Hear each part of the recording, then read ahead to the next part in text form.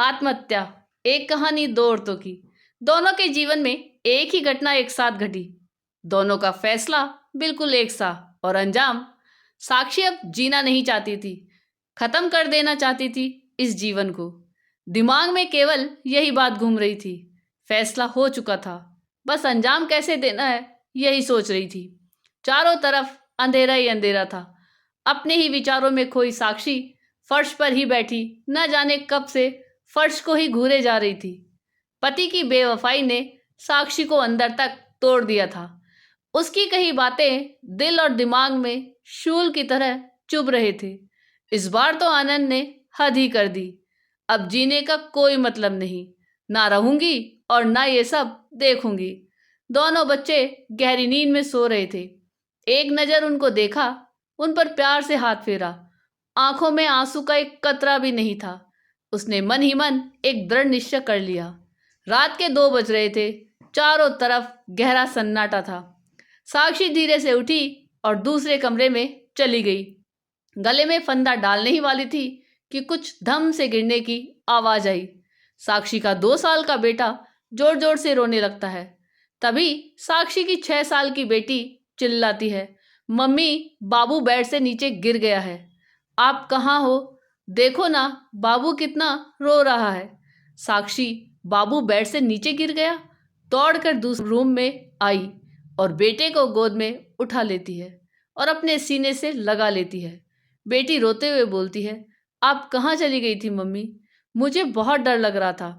आप हम लोगों को अकेले छोड़कर नहीं जाया करो। मुझे अकेले बहुत डर लगता है। साक्षी अपने दोनों बच्चों को अपने सीने से चिपका लेती है और रोने लगती है। दोनों बच्चे साक्षी के सीने से चिपक कर सो जाते हैं। रोते रोते साक्षी भी कब सो गई उसे पता भी नहीं चला। साक्षी की नींद टूटी मीनू की आवाज़ सुनकर। मीनू साक्षी के घर की काम वाली बाई है। अरे मैडम जी, आपने बाहर का गेट खुला क्यों छोड़ दिया है? क्या बात है, आप अभी तक सो रही हैं? तबीयत ठीक नहीं है क्या? साक्षी हड़बड़ा कर उठती है। तबीयत? अपने आप को संयमित करते हुए बोलती है, हाँ, थोड़ी तबीयत खराब है। घड़ी में टाइम देखा तो 8 बज गए थे। ऐसे तुझे कितनी देर कहाँ हो गई मीनू?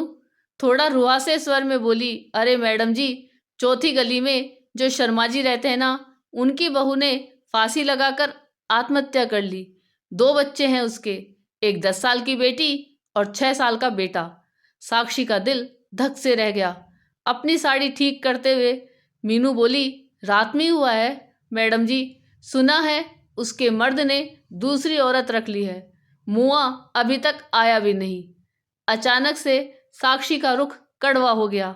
ठीक ही किया, आए ना आए क्या फर्क पड़ता है, अब देखने थोड़े आ रही है। मीनू ये सुन साक्षी के बिल्कुल पास आ जाती है और धीरे से कहती है, छोटा मुंह बड़ी बात। मैडम जी, अनपढ़ गंवार हूँ, घर घर झाड़ू पोछा करके पेट पालती हूँ और आप लोग पढ़े लिखे लोग हैं, फिर भी आपसे उम्र में बड़ी हूँ।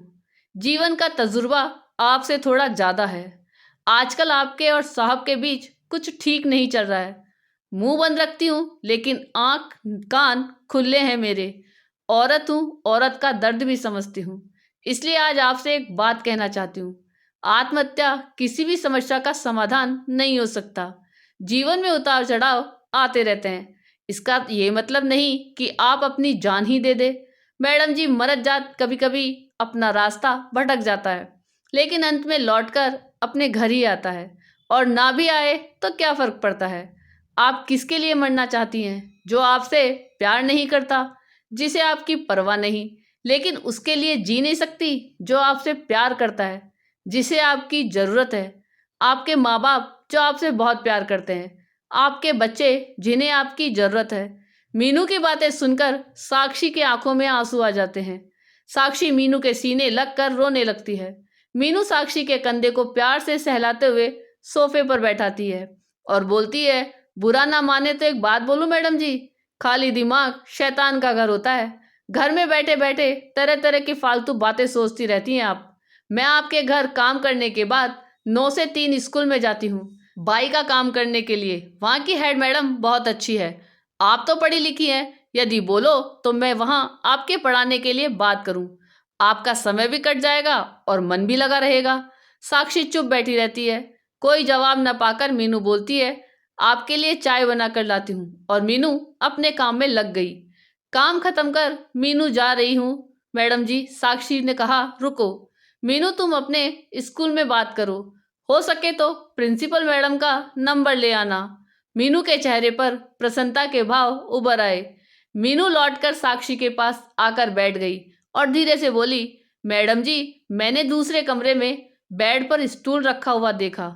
ऐसा आप कभी नहीं करना। ये घर आपका है और इसे बचाने के लिए आपको हर संभव कोशिश करनी चाहिए।